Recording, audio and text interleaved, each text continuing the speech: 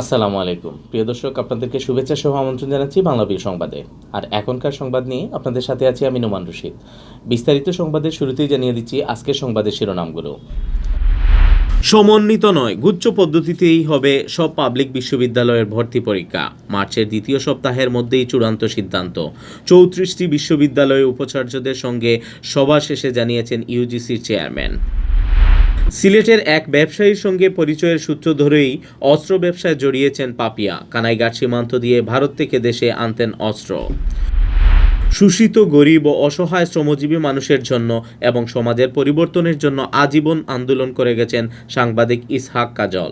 সিলেটে নাগরিক সুখ সভায় বলেছেন ওয়ার্কার্স পার্টির কেন্দ্রীয় সভাপতি রাশেদ খান মেনন এমপি। খালেদা জিয়ার নিঃশর্ত মুক্তি, তারেক রহমানের উপর থেকে মামলা প্রত্যাহারের দাবিতে এবং নেতাকর্মীদের গাড়িবহরের হামলার প্রতিবাদে বিক্ষোভ মিছিল করেছে মদনমোহন কলেজ ছাত্রদল। সিলেটের বিশ্বনাথের মিয়ার বাজারে প্রবাসী সহ 20 জন রক্তদাতাকে দেওয়া হয়েছে বিশেষ সম্মাননা। জমকালো আয়োজনের মাধ্যমে শেষ হয়েছে অলঙ্কারী ইউনিয়ন ক্রিকেট ফেডারেশনের 8ম টি20 ক্রিকেট লিগ। ওসমানীনগরের সিকন্দরপুর রংবরণ সরকারি প্রাথমিক বিদ্যালয়ে অভিভাবক সমাবেশ শেষে শিক্ষার্থীদের মাঝে বিতরণ করা হয়েছে স্কুল ড্রেস ও শিক্ষা সামগ্রী। স্পেনের ঐতিহ্যবাহী ল্যাগদো ক্রেসপো কলেজে প্রথমবারের মতো পালিত হয়েছে মহান শহীদ দিবস ও আন্তর্জাতিক মাতৃভাষা দিবস। এতক্ষণ শুনছিলেন শিরোনাম, এবারে বিস্তারিত। সমন্বিত ভর্তি পরীক্ষার সিদ্ধান্ত থেকে সরে এসেছে গুচ্ছ পদ্ধতিতেই সব বিশ্ববিদ্যালয়ে পরীক্ষা নেওয়ার সিদ্ধান্ত নিয়েছে বিশ্ববিদ্যালয় মঞ্জুরি কমিশন ইউজিসি। 34টি বিশ্ববিদ্যালয়ের উপাচার্যদের সঙ্গে সভায় এই সিদ্ধান্ত হবে বলে জানা গেছে। আর জাতীয় বিশ্ববিদ্যালয়ের ভর্তি পরীক্ষা কোন পদ্ধতিতে হবে তা পরে জানানো হবে। সমন্বিত পরীক্ষার সিদ্ধান্ত নিলেও বিশ্ববিদ্যালয়গুলোর অনাগ্রহের কারণে সেই সিদ্ধান্ত বাতিল করেছে বিশ্ববিদ্যালয় মঞ্জুরি কমিশন ইউজিসি। তবে এখন থেকে গুচ্ছ পদ্ধতিতে 4টি ধাপে ভর্তি পরীক্ষার আয়োজন করা হবে।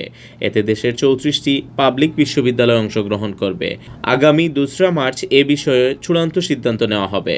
বুধবার রাজধানীর আগারগাঁওয়ে ইউজিসি কার্যালয়ের সভা শেষে ইউজিসির চেয়ারম্যান কাজী শহীদুল্লাহ এক প্রেস ব্রিফিংয়ে এসব তথ্য জানান। তিনি জানান, এসব সরকারি বিশ্ববিদ্যালয়ে আগামী শিক্ষাবর্ষে 4টি গুচ্ছে ভর্তি পরীক্ষা অনুষ্ঠিত হবে। এগুলো হলো কৃষি, বিজ্ঞান ও প্রযুক্তি, প্রকৌশল ও সাধারণ। বর্তমানে দেশে 46টি পাবলিক বিশ্ববিদ্যালয় চালু রয়েছে। এর মধ্যে 39টিতে স্নাতক প্রথম বর্ষে ছাত্রছাত্রী ভর্তি করা হচ্ছে। এগুলোতে আসন আছে প্রায় 60,000। ভর্তি ইচ্ছুক শিক্ষার্থীদের ভোগান্তি কমাতে প্রথমে গুচ্ছভিত্তিতেই ভর্তি পরীক্ষা নেওয়ার সিদ্ধান্ত নিয়েছিল ইউজিসি। রিমান্ডে গোয়েন্দাদের চাঞ্চল্যকর তথ্য দিয়েছেন নরসিংদী যুব মহিলা লীগের সাধারণ সম্পাদক শামিমা নূর পাপিয়া ওরফে পিউ। সিলেটের কানাইঘাট সীমান্ত দিয়ে ভারত থেকে অস্ত্র দেশে আনতেন তার সহযোগীরা। সিলেটের এক ব্যবসায়ীর সঙ্গে পরিচয় সূত্র ধরেই এই অস্ত্র ব্যবসা জড়িয়েছেন পাপিয়া। ইতিমধ্যে ওই ব্যবসায়ীর নাম জানতে পেরেছেন তদন্ত সংশ্লিষ্টরা। রিমান্ডে একের পর এক চাঞ্চল্যকর তথ্য দিচ্ছেন পাপিয়া। প্রাথমিক জিজ্ঞাসাবাদে পাপিয়া অস্ত্র ব্যবসা নিয়ে চাঞ্চল্যকর তথ্য দিয়েছেন তদন্ত কর্মকর্তাদের। সিলেটের কানাইঘাট সীমান্ত দিয়ে ভারত থেকে অস্ত্র দেশে আনতেন তার অপকর্মের 2 সহযোগী রাকিব ও সুমন। এরপর এসব অস্ত্র তারা ঢাকায় ডিলারদের কাছে পৌঁছে দিতেন। ঢাকার একাধিক অস্ত্রের ডিলারের সঙ্গে তার যোগাযোগ রয়েছে। পার্শ্ববর্তী দেশ থেকে রিভলভার, AK-22 ও কাটা রাইফেল নিয়ে এসে ঢাকার ডিলার ও খুচরা ব্যবসায়ীদের কাছে বিক্রয় করত তার সহযোগীরা। পুরো বিষয়টি দেখভাল করতেন পাপিয়া। সিলেটের এক ব্যবসায়ীর সঙ্গে পরিচয়ের সূত্র ধরেই অস্ত্র ব্যবসায় জড়িয়ে পড়েছেন পাপিয়া। ইতিমধ্যে ওই ব্যবসায়ীর নাম জানতে পেরেছেন তদন্ত সংশ্লিষ্টরা। পাপিয়া গ্রেপ্তার হওয়ার পরই তিনি ঘা ঢাকা দিয়েছেন। তাকে খুঁজছেন আইনশৃঙ্খলা রক্ষাকারী বাহিনী। সেই সঙ্গে পাপিয়ার সহযোগী সুমন ও রাকিবকে খুঁজছে আইনশৃঙ্খলা বাহিনী। মাদক ও অবৈধ ব্যবসার মাধ্যমে সে বিপুল অর্থ আয় করেছে জিজ্ঞাসাবাদে প্রাথমিক এসব তথ্য দিয়েছে সে আয়ের বিভিন্ন তথ্যের সূত্র ধরে অভিযান অব্যাহত রেখেছে আইনশৃঙ্খলা বাহিনী। মূলত সুন্দরীদের অনৈতিকভাবে ব্যবহার করে অল্প দিনেই আঙ্গুল ফুলে কলার গাছ হয়েছেন পাপিয়া। বাংলাদেশ ওয়ার্কার্স পার্টির কেন্দ্রীয় সভাপতি রাশেদ খান মেনন এমপি বলেছেন, একজন সাংবাদিক রাজনীতিবিদ হিসাবে ইসহাক কাজল আজীবন এদেশের শ্রমজীবী ও দলিত মানুষের মুক্তির কথা বলে গেছেন। সাংবাদিকতা ও রাজনীতি 2 সত্তায় তিনি একজন সফল মানুষ ছিলেন। শোষিত, গরিব, অসহায় শ্রমজীবী মানুষের জন্য এবং সমাজের পরিবর্তনের জন্য তিনি আন্দোলন করে গেছেন।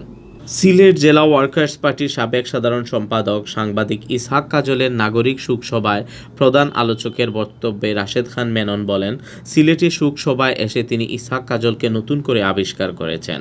সিলেটে হকার সমিতি, রিক্সা শ্রমিক, চা শ্রমিকদের সংগঠিত করে তাদেরকে অধিকার আদায়ের লড়াই করে ইসহাক কাজল তাদের অন্তরে স্থান করে নিয়েছেন। মঙ্গলবার বিকেলে সিলেট জেলা পরিষদ মিলনায়তনে শোকসভা উদযাপন কমিটির আহ্বায়ক ও গণতন্ত্রী পার্টির কেন্দ্রীয় সভাপতি ব্যারিস্টার আরশ আলীর সভাপতিত্বে ও ওয়ার্কার্স পার্টির সিলেট জেলা শাখার সম্পাদক ইন্দ্রাণী সেন শম্পার সঞ্চালনায় অনুষ্ঠানে বিশেষ আলোচকের বক্তব্য রাখেন প্রথম আলোর যুগ্ম সম্পাদক মিজানুর রহমান খান। শুরুতে ইসহাক কাজলের জীবনী পাঠ করেন শোকসভা উদযাপন কমিটির সদস্য সচিব, ওয়ার্কার্স পার্টির সিলেট জেলা সভাপতি কমরেড সিকন্দর আলী।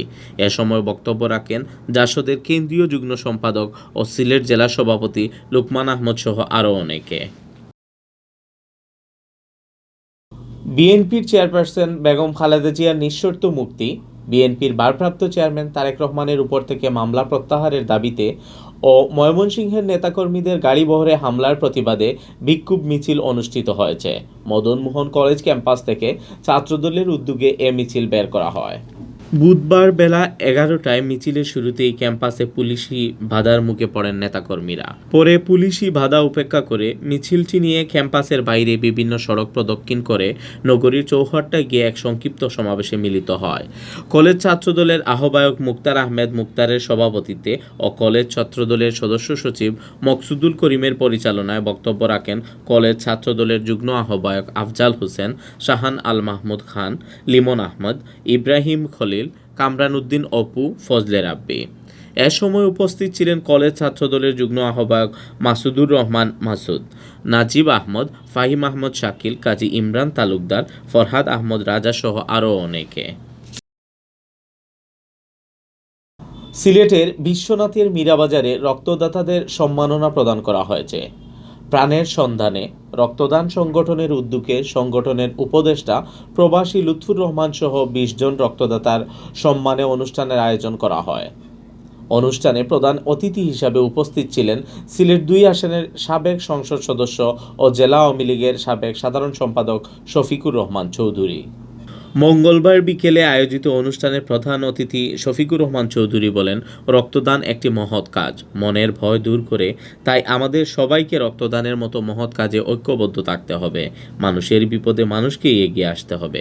সংবর্ধিত অতিথির বক্তব্য রাখেন প্রাণের সন্ধানে রক্তদান সংগঠনের উপদেষ্টা প্রবাসী লুৎফুর রহমান, সংগঠনের সভাপতি জাহির আহমদের সভাপতিত্বে ও সাধারণ সম্পাদক নূর আলম ময়নার পরিচালনায় বিশেষ অতিথির বক্তব্য রাখেন যুক্তরাজ্যের ইস্ট লন্ডন আওয়ামী লীগের সাধারণ সম্পাদক ঠুনু মিয়া, উপজেলা আওয়ামী লীগের সহসভাপতি মোহাম্মদ আসাদুজ্জামান, বিশ্বনাথ প্রেস ক্লাবের সাধারণ সম্পাদক প্রণঞ্জয় দৈব্য অপু, 10 ঘর ইউনিয়নের আওয়ামী লীগের ভারপ্রাপ্ত সভাপতি তজম্মুল আলী, প্রাণের সন্ধানে রক্তদান সংগঠনের উপদেষ্টা কামরুজ্জামান শেবুল, সুলতান খান, লিতু খান।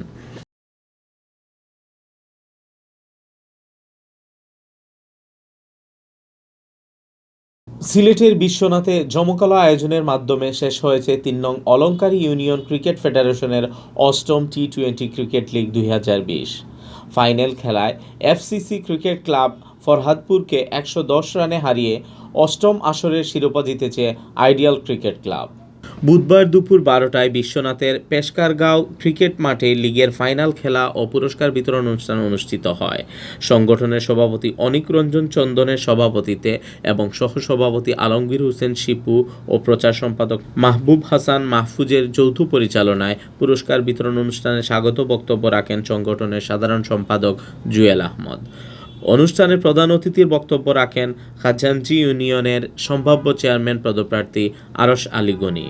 বিশেষ অতিথির বক্তব্য রাখেন অলঙ্কারী ইউনিয়ন পরিষদের চেয়ারম্যান নাজমুল ইসলাম রুহেল, সংগঠনের প্রধান উপদেষ্টা আজম আলী, যুক্তরাজ্য প্রবাসী আশরাফ আলী আরশ, সাব্বির আহমেদ, তারেক আহমেদ তারিস, শিক্ষক মাসুদ আহমদ, প্রবাসী গিয়াস উদ্দিন, হাবিবুর রহমান সৌরভ, ব্যবসায়ী মিজানুর রহমান। এছাড়াও অনুষ্ঠানে সংগঠনের সকল সদস্য উপস্থিত ছিলেন।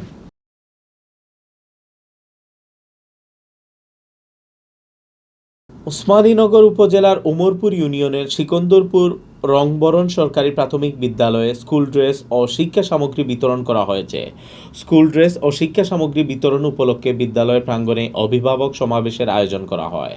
বুধবার বেলা 11টায় যুক্তরাজ্য প্রবাসী আহাদ মিয়ার সভাপতিত্বে ও যুবলীগ নেতা মুকিদ মিয়ার পরিচালনায় প্রধান অতিথি হিসাবে বক্তব্য রাখেন ওসমানীনগর উপজেলা নির্বাহী অফিসার তাহমিনা আক্তার।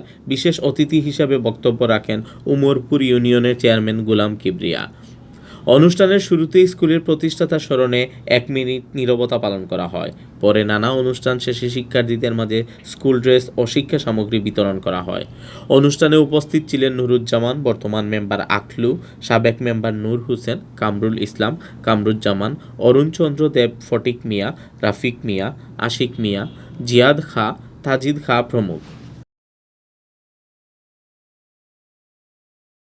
স্পেনের ঐতিহ্যবাহী লেক দ্য ক্রেসপো কলেজের প্রথমবারের মতো পালিত হয়েছে মহান শহীদ দিবস ও আন্তর্জাতিক মাতৃভাষা দিবস।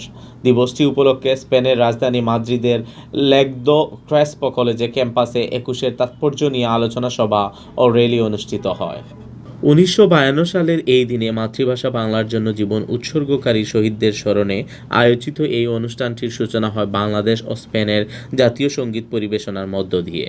লেক দ্য ক্রেসপো কলেজের গভর্নিং বডির সদস্য বাংলাদেশি আবু সায়েম মজুমদার এর সার্বিক তত্ত্বাবধানে আয়োজিত অনুষ্ঠানের শুরুতেই শুভেচ্ছা বক্তব্য দেন অনুষ্ঠানের উপস্থাপক বাংলাদেশি ছাত্র শাহরিয়ার রহমান। অনুষ্ঠানে উদ্বোধনী বক্তব্য দেন বাংলাদেশ অ্যাসোসিয়েশন ইন স্পেনের সভাপতি কাজী এনায়েতুল করিম তারেক, সাধারণ সম্পাদক কামরুজ্জামান সুন্দর। বক্তব্য দেন লেক দ্য ক্রেসপো কলেজের ছাত্র পরিচালক খোসে আন্তোনিও, কলেজের ডিরেক্টর আনা মারিয়া, সেক্রেটারি আন্দ্রেও প্রমুখ। অনুষ্ঠান শেষে বাংলাদেশ সোসাইটির সদস্যরা তাদের এই অনুষ্ঠান আয়োজন নিয়ে নিজেদের অভিজ্ঞতা তুলে ধরেন। পরে লেক দ্য ক্রেসপো কলেজের শিক্ষার্থীদের নিয়ে 21-এর র্যালি অনুষ্ঠিত হয়। র্যালিতে লেক দ্য ক্রেসপো কলেজের শিক্ষার্থীরা সহ বাংলাদেশি অভিভাবকরা অংশ নেন। র্যালিটি কয়েকটি সড়ক প্রদক্ষিণ করে পুনরায় কলেজ প্রাঙ্গণে এসে সমাপ্ত হয়।